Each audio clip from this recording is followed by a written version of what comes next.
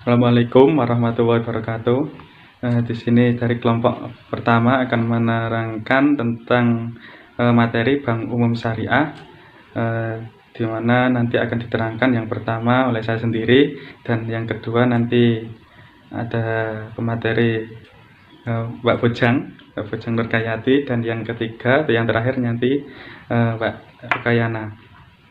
Langsung saja ke materi tentang konsep dasar uang, di mana meliputi pengertian itu sendiri ada dua bagian. Yang pertama yakni uang dalam ekonomi Islam, dan yang pertama tadi. Yang kedua itu uang dalam ekonomi konvensional. Di mana uang dalam ekonomi Islam, ekonomi Islam secara etimologi berasal dari kata an-naqdu dan jamaknya adalah an-naqud. Dengan pengertian ada beberapa makna, yaitu naqud berarti yang baik dari dirham, yang lebih baik dari dirham, menggenggam dirham, membedakan dirham, dan an-naqud berarti tunai. Kata naqud tidak terdapat dalam Al-Quran dan hadis karena bangsa Arab umumnya menggunakan nuqud untuk menunjukkan harga. Untuk yang konvensional, dalam bukunya Robertson menyatakan uang adalah segala sesuatu yang umum diterima dalam pembayaran barang-barang. Sedangkan R.S. Sayer dalam bukunya The Modern Banking menyatakan uang adalah segala sesuatu yang umumnya diterima sebagai pembayaran utang. Itu secara pengertian. Lanjut mengenai fungsi uang, sistem ekonomi Islam mengakui fungsi uang itu sebagai medium of exchange dan unit of account. Berikut ini adalah diuraikan masing-masing dari fungsi uang tersebut. Yang pertama yakni satuan nilai atau standar ukuran harga, di mana fungsi uang ini merupakan fungsi yang terpenting. Uang adalah satuan nilai atau standar ukuran harga dalam transaksi barang dan jasa. Berarti uang berperan menghargai secara aktual barang dan jasa. Dengan adanya uang juga sebagai satuan nilai memudahkan terlaksananya transaksi dalam kegiatan ekonomi masyarakat. Daya beli bersifat tetap agar bisa berfungsi bagaimana mestinya. Dan yang kedua yakni media pertukaran dan memenuhi kebutuhan. Uang adalah alat tukar menukar yang digunakan setiap individu untuk transaksi barang dan jasa. Semisal seorang yang memiliki beras untuk dapat dipenuhi kebutuhannya terhadap lauk pauk, maka ia cukup menjual berasnya dengan menerima uang sebagai gantinya. Kemudian ia dapat membeli lauk pauk yang ia butuhkan. Begitulah fungsi uang sebagai media dalam setiap transaksi dalam rangka pemenuhan kebutuhan hidup manusia. Yang selanjutnya yakni ciri-ciri dan syarat uang. Kriteria sesuatu agar dapat dikatakan sebagai uang haruslah memenuhi persyaratan sebagai berikut. Yang pertama adalah ada jaminan. Jaminan dalam arti di sini adalah setiap uang yang diterbitkan dijamin oleh pemerintah negara tertentu, khususnya uang logam sudah dijamin oleh nilai yang terkandung di dalamnya. Uang jenis ini digunakan hanya berdasarkan kepercayaan. Yang selanjutnya yakni disukai umum. Disukai umum di sini artinya uang harus dapat diterima secara umum penggunaannya, apakah sebagai alat tukar, penipuan kekayaan, atau sebagai standar pencicilan uang utang. Nilai yang stabil. Nilai uang harus memiliki kestabilan dan ketetapan serta diusahakan fluktuasinya sekecil mungkin. Apabila nilai uang sering mengalami ketidakstabilan, maka akan sulit untuk dipercaya oleh yang menggunakannya. Yang selanjutnya yakni mudah disimpan. Uang harus mudah disimpan di berbagai tempat, termasuk dalam tempat yang kecil namun dalam jumlah yang besar.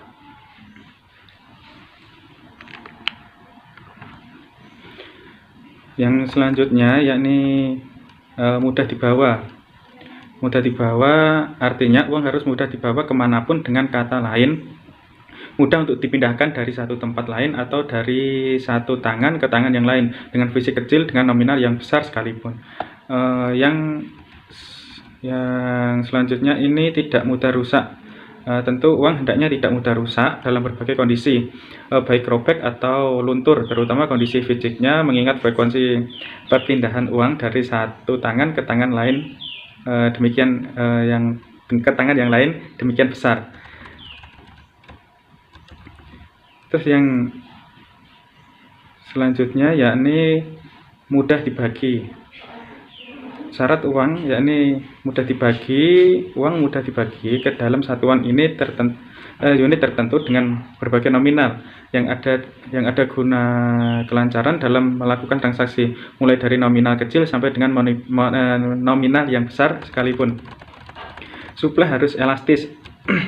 Suplai harus elastis dalam arti agar perdagangan dan usaha menjadi lancar dengan jumlah uang beredar di masyarakat harus mencukupi.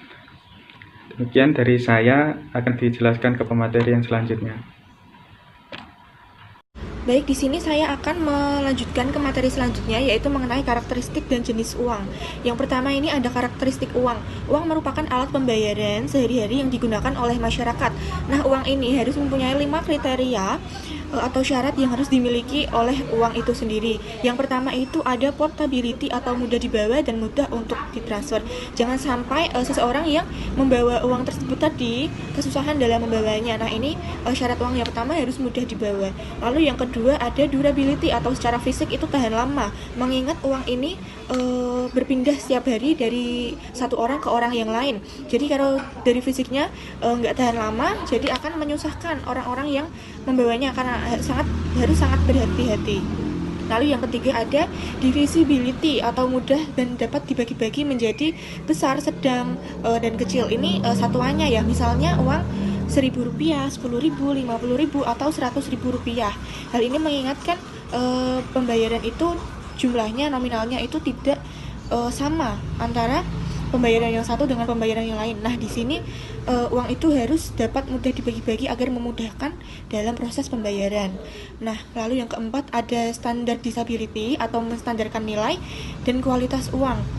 Ini maksudnya nilai uang itu harus dijaga.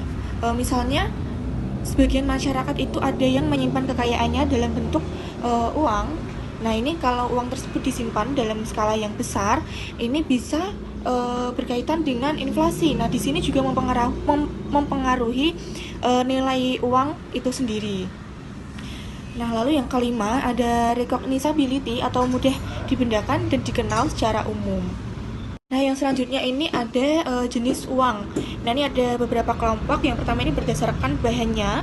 Itu ada uang logam dan juga uang kertas. Uang logam itu yang terbuat dari logam baik aluminium, kupronikel, bronze, emas, perak atau perunggu dan bahan lainnya. Misalnya pecahan Rp100, Rp500. Lalu ada uang kertas ini yang terbuat dari bahan kertas atau bahan lainnya. Misalnya pecahan Rp10.000, Rp20.000, Rp50.000. Lalu ada yang berdasarkan nilai. Ini ada yang bernilai penuh, itu merupakan uang yang instruksiknya sama dengan nilai nominalnya. Sebagai contoh uang logam, di mana nilai bahan untuk uang tersebut sama dengan nilai nominal yang ditulis di uang tersebut. Lalu yang tidak bernilai penuh, yaitu merupakan uang yang nilai instruksiknya lebih kecil dari nominalnya. Sebagai contoh uang yang terbuat dari kertas. Uang ini sering disebut uang bertanda atau token money. Kadangkala nilai instruksiknya jauh lebih rendah dari nilai nominal yang terkandung di dalamnya. Lalu yang ketiga ini berdasarkan lembaganya.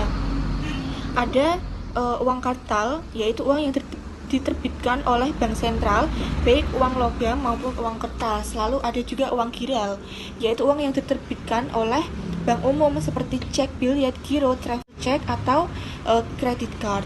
Lalu berdasarkan kawasan, ini ada 3, uang lokal, uang regional maupun uang internasional.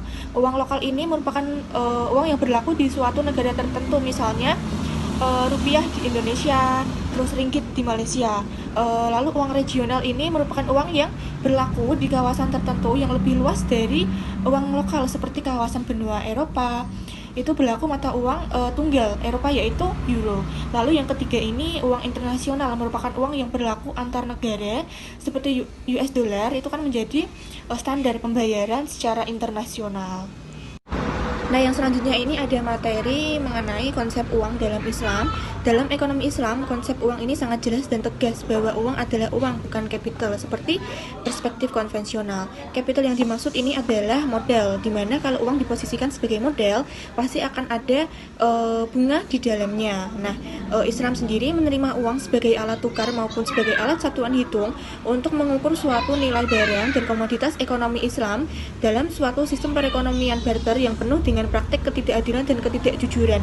Di sini uang sebagai pengganti sistem barter yang penuh dengan praktek ketidakadilan. Dalam Islam juga tidak ada masalah dengan peran dan fungsi uang selama uang tersebut tidak dipandang sebagai suatu komoditas yang bisa diperjualbelikan layaknya barang dan jasa. Jadi uang ini tidak boleh untuk diperjualbelikan dalam Islam. Peranan uang yang sedemikian itu bisa diterima secara luas dengan maksud untuk menggantikan peran sistem perekonomian barter di mana dengan adanya uang orang tidak perlu mencari pembeli yang kebetulan sama dibutuhkannya oleh penjual. Para ahli dalam perekonomian Islam mengakui manfaat uang sebagai media pertukaran. Nabi Muhammad SAW pun sendiri menyukai penggunaan uang dibandingkan menukarkan barang dengan barang. Saya akan menjelaskan materi selanjutnya, yaitu riba. Dalam ekonomi Islam, riba dapat diartikan sebagai sebuah tambahan atas pinjaman yang diberikan kepada pihak pinjaman terhadap pihak yang dipinjamkan tanpa keikhlasan dari pihak yang meminjamkan. Sejarah hukum riba. Sejak zaman dulu, riba telah menjadi salah satu hal yang banyak diperdebatkan terutama kaum muslim. Meskipun demikian, Islam merupakan satu-satunya agama yang masih melarang praktek riba dan menjelaskan bahwa riba diharamkan oleh Allah Subhanahu wa Ta'ala. Umat Islam tidak boleh mengambil riba baik dalam jumlah kecil maupun dalam jumlah besar. Tahap pengharaman riba. Tahap pertama, dalam surat Ar-Rum ayat 39, Allah menerangkan bahwa tidak menyukai orang yang melakukan riba, dan jika seseorang ingin mendapat ridha Allah, maka ia harus menjauhi riba. Allah juga menolak mereka yang meminjamkan uang atau hartanya dan mengambil kelebihan sebagai tindakan menolong. Pada tahap kedua, dalam surat An-Nisa ayat 160 dan 161 digambarkan sebagai perbuatan yang batil dan merupakan perbuatan zalim terhadap orang lain. Allah juga menyebutkan balasan atau hukuman terhadap orang Yahudi yang melakukan riba sebagai isyarat bahwa riba juga diharamkan pada umat muslim. Tahap ketiga. Pada tahap ketiga, Allah menurunkan surat Ali Imran ayat 130. Dalam ayat ini, Allah tidak menyebutkan riba diharamkan secara jelas, namun Allah melarang segala bentuk pelipat gandaan harta atau uang yang dipinjamkan. Tahap keempat, Allah menurunkan surat Al-Baqarah ayat 275-279 yang berisi pelanggaran riba secara jelas dan tegas. Sistem bunga dan sistem bagi hasil. Bunga merupakan terjemahan dari kata interest yang berarti tanggungan pinjaman uang atau persentase dari uang yang dipinjamkan. Menurut KBBI, bunga adalah imbalan jasa penggunaan uang atau modal yang dibayar pada waktu tertentu berdasarkan ketentuan atau kesepakatan. Umumnya dinyatakan sebagai persentase dari modal pokok. Bunga bank juga dapat didefinisikan sebagai balas jasa yang diberikan oleh bank dengan prinsip konvensional kepada nasabah yang melakukan transaksi simpan atau pinjam kepada bank. Ada berbagai macam jenis bunga bank, misalnya bunga deposito, bunga tabungan, giro, dan lain-lain. Berdasarkan metodenya, bunga bank dibedakan menjadi dua macam, yaitu bunga simpanan dan bunga pinjaman. Sistem bagi hasil. Salah satu hal yang membedakan ekonomi Islam dan konvensional adalah sistem bagi hasil atau profit sharing. Dalam ekonomi konvensional, tidak ditemukan sistem bagi hasil, melainkan sistem bunga. Perbedaan sistem bunga dan bagi hasil terdapat pada value of time dan value of money. Prinsip bagi hasil secara umum dalam perbankan syariah dapat dilakukan dalam 4 akad utama, yakni musyarakah, mudharabah, muzaroah, dan musyakoh. Dari 4 akad tersebut, hanya 2 yang banyak dipakai, yakni musyarakah dan mudharabah. Muzaroah dan musyakoh digunakan khusus pada pembiayaan dan pertanian. Musyarakah adalah akad kerjasama antara dua pihak atau lebih dalam sebuah usaha di mana masing-masing pihak memberikan kontribusi, modal atau dana dengan kesepakatan bahwa keuntungan dan risiko yang akan diperoleh ditanggung bersama sesuai dengan kesepakatan. Sedangkan mudharabah merupakan bahasa yang biasa dipakai oleh penduduk Irak, sedangkan penduduk Hijaz lebih suka menggunakan kata kirot untuk merujuk pada pola perniagaan yang sama. Mereka menamakan kirot yang berarti memotong, karena si pemilik modal memotong dari sebagian hartanya untuk diniagakan dan memberikan sebagian dari labanya. Sedangkan muzaroah adalah kerjasama pengolahan pertanian antara pemilik lahan dan penggarap, di mana pemilik lahan memberikan lahan pertanian kepada si penggarap untuk ditanami dan dipelihara dengan imbalan sebagian tertentu dari hasil panen. Sekian dari saya, terima kasih.